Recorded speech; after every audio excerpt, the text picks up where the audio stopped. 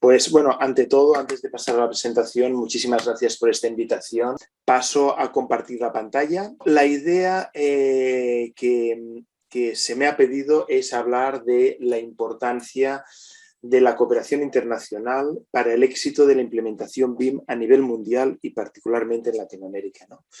Bueno, este es, como podéis imaginar, es uno de los grandes temas. Os hablaré de estrategias de implementación del BIM, os hablaré de nuestra realidad desde la Directiva Europea 2014, una directiva, la 23 y 24, que en el año 2014 de alguna manera requería a las administraciones de todos los Estados miembros de Europa introducir el BIM. Veremos diferentes maneras de BIM. Ya os doy dos nombres para tomar nota por si no los conocéis, que son Bilal Sukar y Mohamed Kassen, que son las personas que han creado la mayoría de papers sobre la macroadopción de BIM en el mundo. Hablaremos de Latinoamérica, lo que ocurre en Latinoamérica, aunque seguro que tenéis mucha más información que yo, pero sí que yo creo, intentaré ilustraros con algunos de los ejemplos que aquí en Europa están marcando como cierta tendencia y que os podemos de alguna manera también como compartir.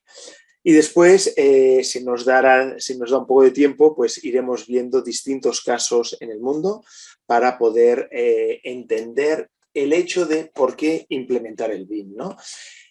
Fijaos, hace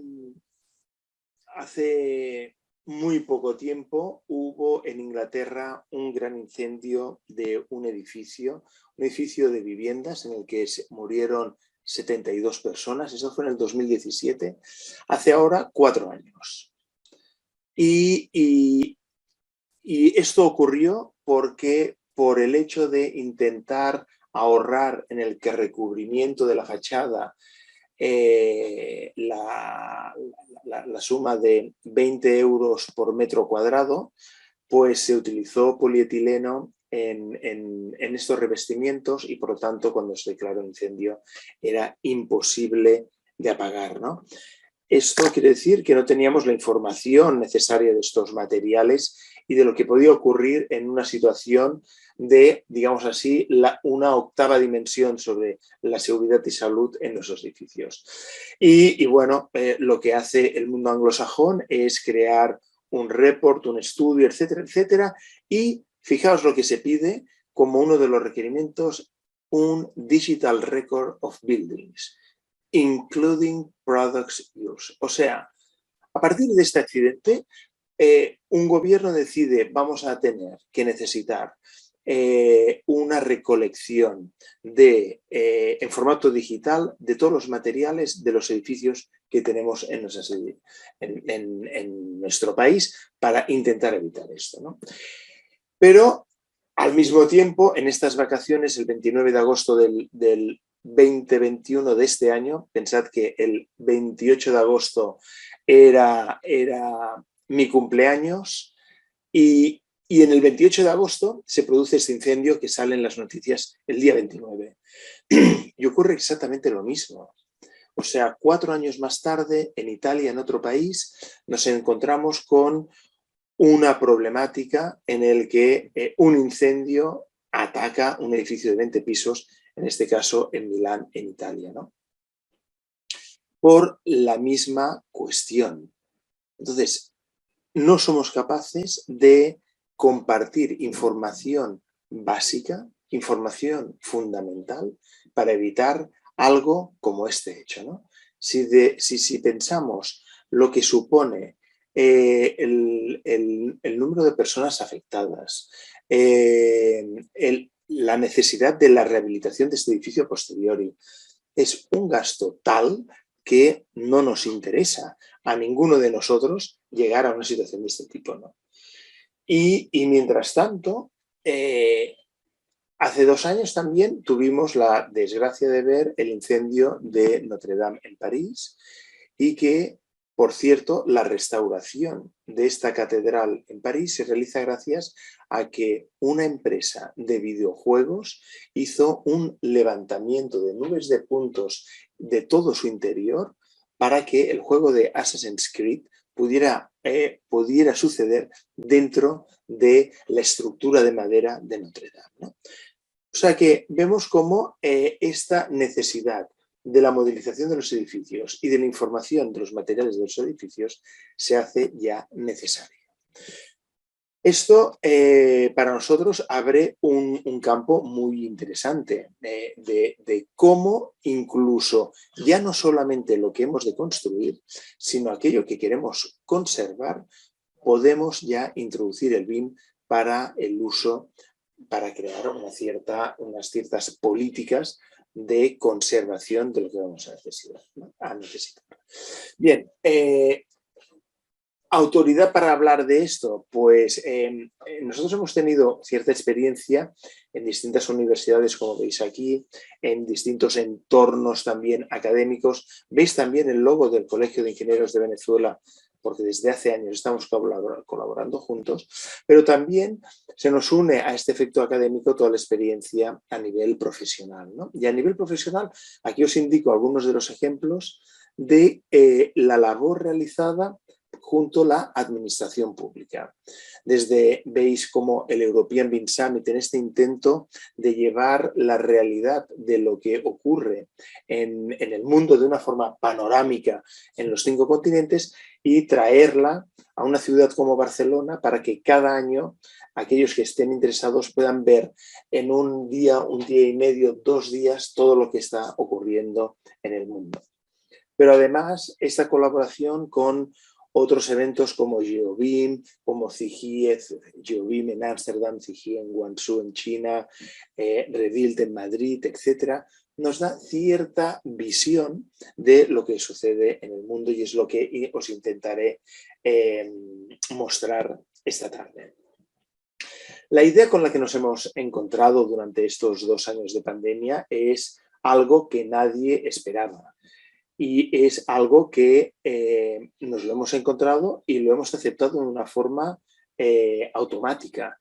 Aquí en inglés dice este directivo de una empresa que la transformación digital de su empresa está a años luz, que él no ve ninguna necesidad por la cual su compañía tenga que hacer ningún cambio próximamente.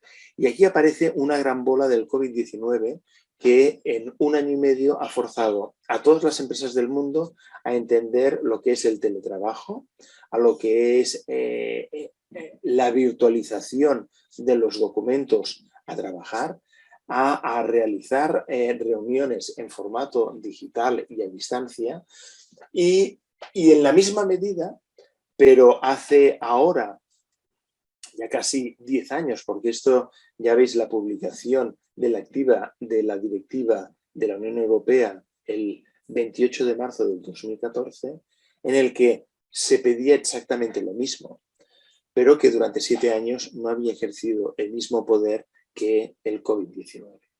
Algo le hemos de agradecer al COVID-19, el hecho de que hayamos acelerado, sobre todo en el sector que nosotros llamamos AECO, arquitectura, ingeniería, construcción, operación y mantenimiento, y también la parte de ownership o de desarrollador o promotor, y podríamos incluir casi también una F y una M del fabricante, del manufacturador, en el que a todos son llamados desde la Comunidad Europea para derogar una directiva sobre la contratación y para implantar el BIM lo que se pide es una nueva creación de una ley de contratos del sector público.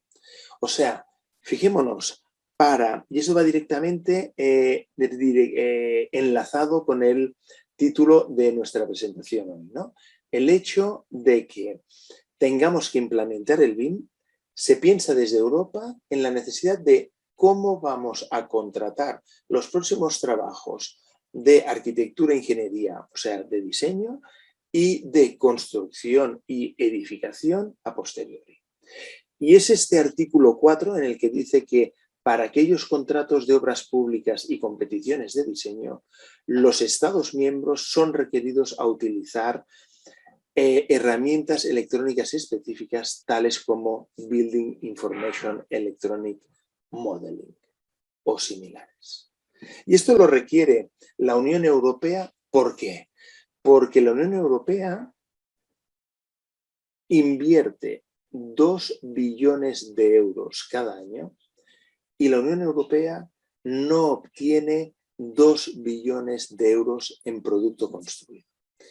Y aquí es donde se precisa entender esta evolución de lo que va a ser la construcción 4.0 para que, como veis aquí, estos 4 puntos que van a ser los que vamos a desarrollar hoy, como el BIM en el mundo público, la preocupación ahora en Europa, como la creación de nuevos protocolos y los desafíos que tenemos que crear y superar para evitar este tipo de gráficas. Esta es la gráfica de Estados Unidos, o sea, para que veáis que el sector de la construcción no está afectado solamente en países específicos, sino que países tan avanzados como Estados Unidos, y tengo gráficas como estas de otros países europeos también, vemos cómo hay una línea azul que es toda la producción industrial, y poniendo a hacer toda la producción industrial en 1964 vemos cómo se multiplica por 2,5,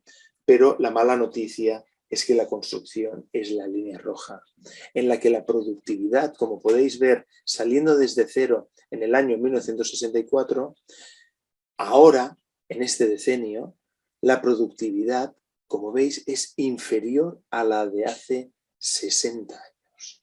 O sea, significa que en estos momentos necesitamos más personas, más energía, más material, más tiempo, más dinero para hacer menos que hace 60 años.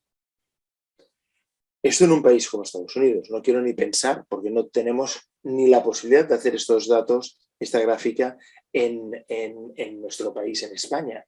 Pero vamos viendo cómo esto a nivel mundial, con un informe como el de McKinsey, vemos exactamente la misma conclusión. El sector de la construcción, esta línea naranja que sale desde cero, aquí, en este caso, antes del año 1950, termina a cero en el año 2010. O sea que no es que tengamos que mejorar nuestras políticas, nuestras maneras de hacer nuestros proyectos, no. Es que lo que hemos de mejorar es un sector que no le podemos llamar industrializado en un sector que ahora va a tener que ser industrial. Y el desafío de esta sesión, o que intento transmitiros hoy, es descubrir qué está cambiando en el sector de la ingeniería y la construcción para ver en qué impacto tenemos dentro del mundo de la administración pública, como esta llamada, siguiendo las intervenciones que hemos tenido anteriormente, para ejercer como no de aviso a los navegantes, sino la puesta encima de la mesa de toda la ayuda que podamos permitirnos y permitir para que nuestros países puedan avanzar en este sentido. Por primera vez tenemos la posibilidad de que el mismo territorio pueda ser leído de formas distintas. Aquí veis la parte de la naturaleza, la parte infraestructural, la parte de tratamiento de aguas, la parte energética, la parte de sostenibilidad. Todo esto ahora, en estos momentos, lo podemos medir, lo podemos de alguna manera dibujar y contrastar. ¿Y por qué? Porque lo empezamos a digitalizar. Pero el sector de la construcción, y os traigo estas definiciones que aparecen en la ciudad de Hannover en el año 2011, cuando se acuña el concepto de Industria 4.0, podemos ver que la construcción pues difícilmente ha pasado del 1784. No tenemos aquí, como podéis ver, mass production using electrical energy, no tenemos producción masiva de nuestros edificios o de nuestros prefabricados. No tenemos cadenas de producción. De hecho, no fabricamos edificios, sino que los construimos. Esto es algo que en 1870 todo el mundo industrializado, todos los demás sectores lo entienden. Pero es que en 1969 perdemos otra oportunidad en la que es la introducción de la electrónica en nuestra manera de trabajar. Yo tuve que repetir en el año 1992, el mismo año que los Juegos Olímpicos, o sea, hace 30 años, entregué mi proyecto final de carrera ploteado con un plotter, porque había hecho todo mi proyecto informatizado y se me suspendió diciéndome de que yo no había hecho el trabajo y que tenía que repetir todos los planos a tinta.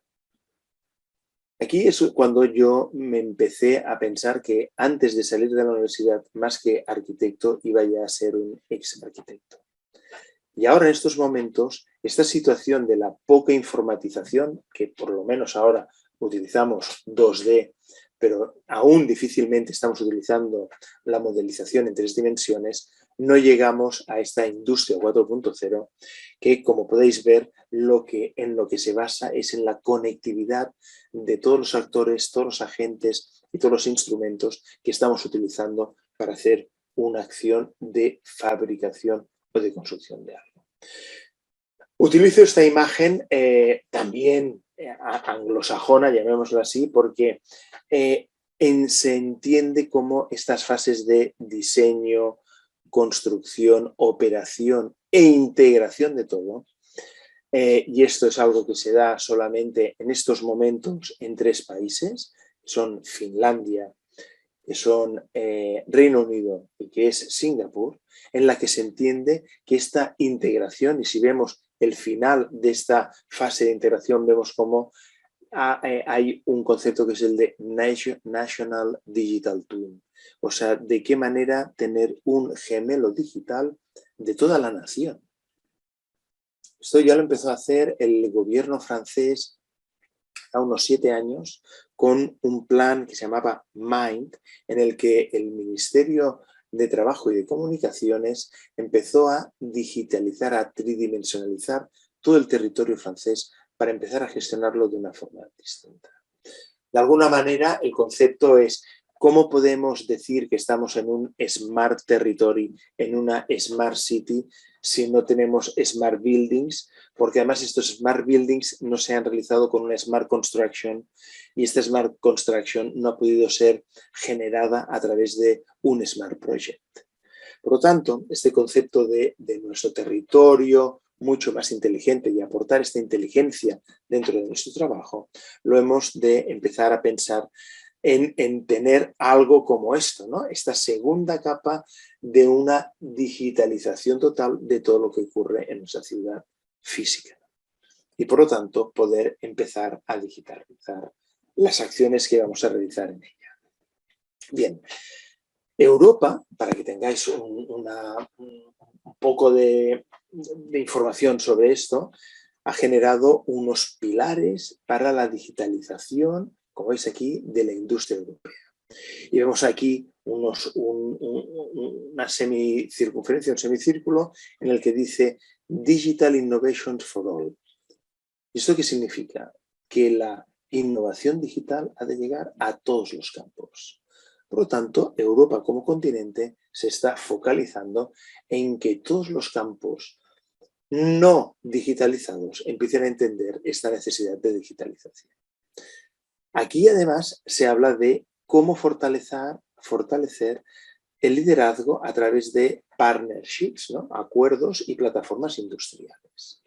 ¿Tenemos plataformas industriales que unan todos los agentes de la construcción en nuestros países?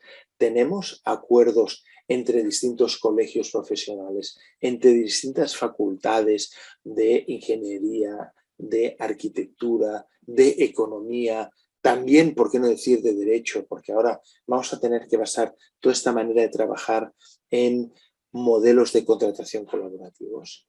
Pues claro, esto implica ya un cambio ahora con unos fondos que se han puesto a disposición para los 27 países europeos,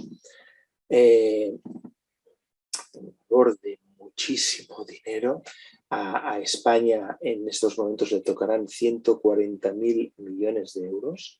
Esto es algo así como 5 planes Marshall de la Segunda Guerra Mundial y la gente no lo llega a interpretar bien, creo yo. O sea, después del COVID, Europa nos da 5 veces un plan Marshall que sirvió para recuperar todo un continente después de una Segunda Guerra Mundial.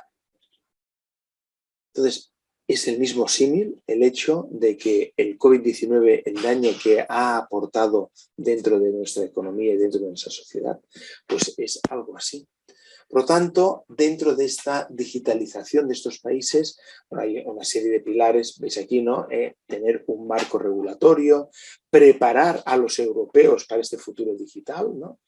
Pero lo vamos a enlazar también para daros como una visión también transversal, pues al plan BIM que tiene Portugal, que desde el año también 2019, aunque no lo ha aplicado, pero por lo menos lo tiene, algo que en España no podemos decir que lo tenemos, tienen lo que se llama un roadmap BIM, o sea, una hoja de ruta BIM en la que he escogido esta imagen en la que se habla de la madurez de los clientes. Fijaos, habla de conceptos como contratación cualificada, liderazgo en la gestión de proyectos, colaboración e integración de la cadena productiva, mejora continua.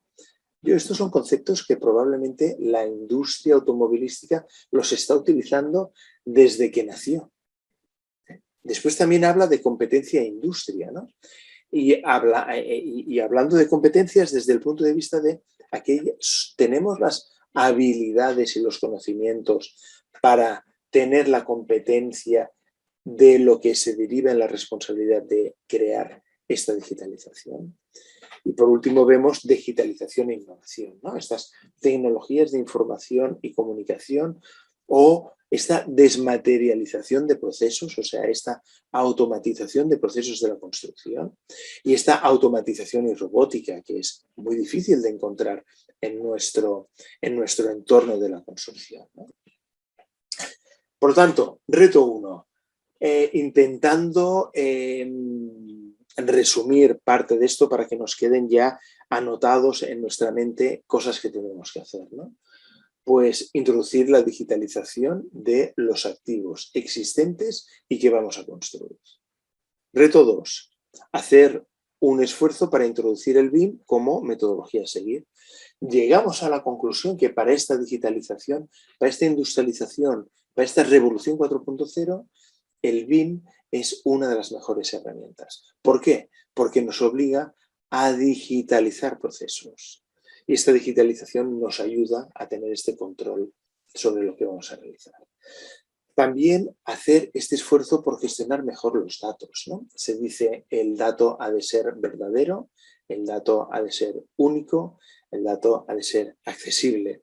Y cómo estos Common Data Environments, como estos, digamos así, Google Drive, estos Dropbox, estos SharePoints del mundo del BIM por su capacidad y por su tamaño, han de ayudarnos a gestionar muchísimo mejor los datos.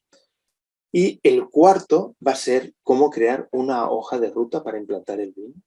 Y aquí he añadido además la red BIM latinoamericana. Tenéis una gran iniciativa, como igual que tenemos el UBIM Task Group, ya se ha creado esta red BIM de los gobiernos latinoamericanos para proveer, facilitar esta facilidad de intercambio de información y de experiencias entre nosotros, ¿no?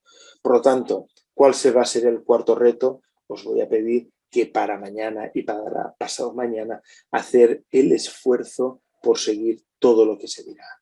Porque es la manera en entender que estos retos que vamos a tener encima de la mesa pasan por esto, por la digitalización y por la conexión que viene ilustrada de esta manera, ¿no? Pero también no nos hemos de olvidar de una parte en la que estas nuevas capacidades y habilidades, de qué forma otros países lo están acometiendo, ¿no?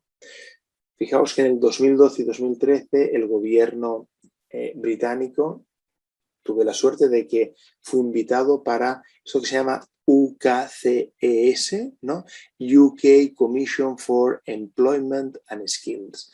O sea, como el gobierno anglosajón, delante de todo lo que viene y de lo que vendrá, estamos hablando del año 2012, pide a una serie de expertos que digan cuáles han de ser los skills, las habilidades de aquellas personas para que las empresas, los trabajos, permitan un crecimiento dentro de esta nueva digitalización.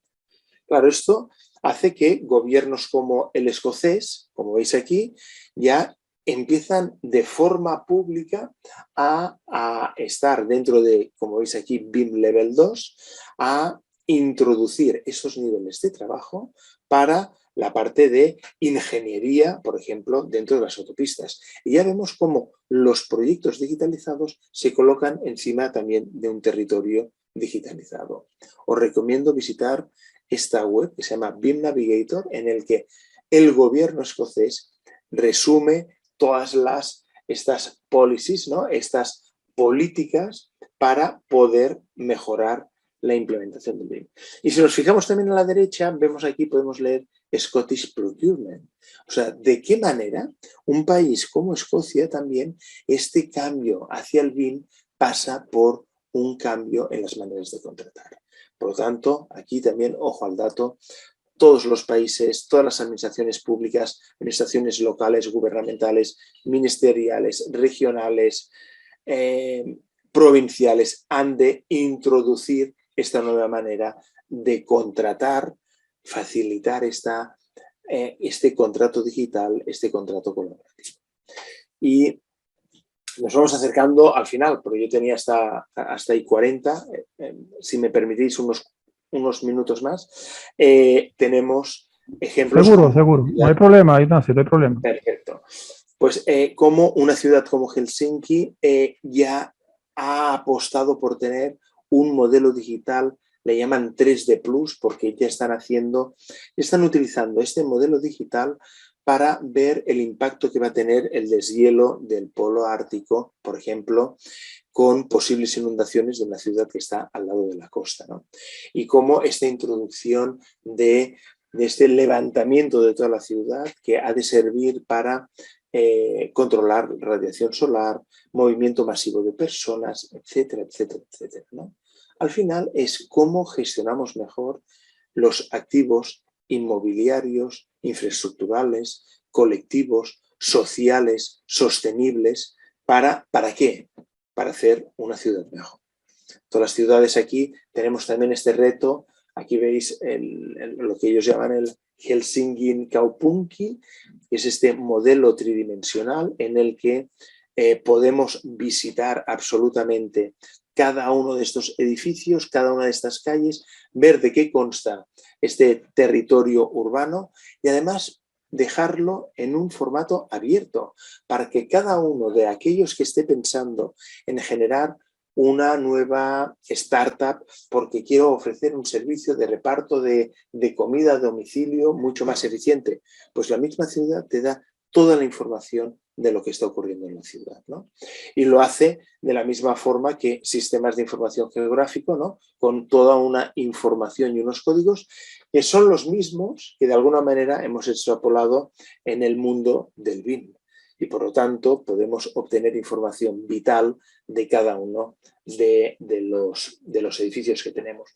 Pero es que esto también lo podemos llevar a infraestructuras.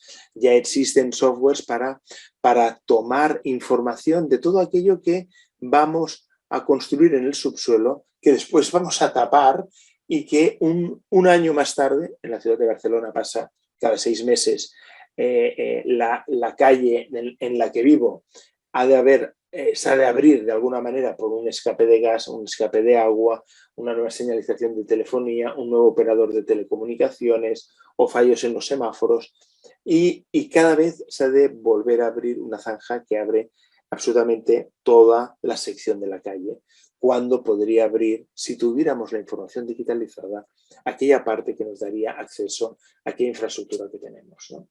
Y esto es, por ejemplo, una modelización en BIM en el que incluso las capas geológicas de los terrenos quedan introducidas dentro del modelo BIM. Y además, de una forma, yo me atrevería a introducir la palabra bonita y entendible, en la que esta ayuda de que esta digitalización se produce no en un sistema en 2 dimensiones, que no entenderíamos absolutamente nada, sino en 3 dimensiones, que ya se ha mostrado como una de las mejores maneras de comunicar la información de un proyecto. También a través de toda su planificación. Esto para proyectos públicos, esto sería fundamental. Y hay incluso gobiernos que esta información ya la ofrecen de una forma abierta. Si hay un retraso, se explica, se justifica y se muestra la manera en que estaba planificado. Y no se esconde, como en los países mediterráneos, podemos decir, como mea culpa. De una forma, esta transparencia lo que ofrece es mucha mayor eficiencia. Por lo tanto, todos estos datos podemos encontrar y saber cómo se va a encontrar este proyecto en cada uno de los momentos.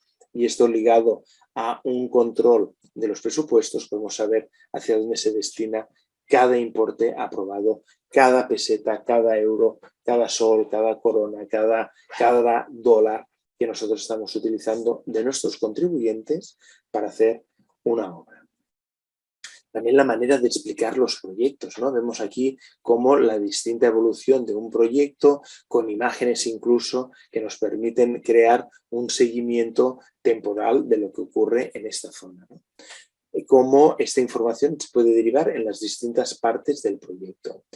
Cómo esta digitalización permite, no solamente en el área de la arquitectura, hemos visto también de las infraestructuras, sino casi a nivel de satélite.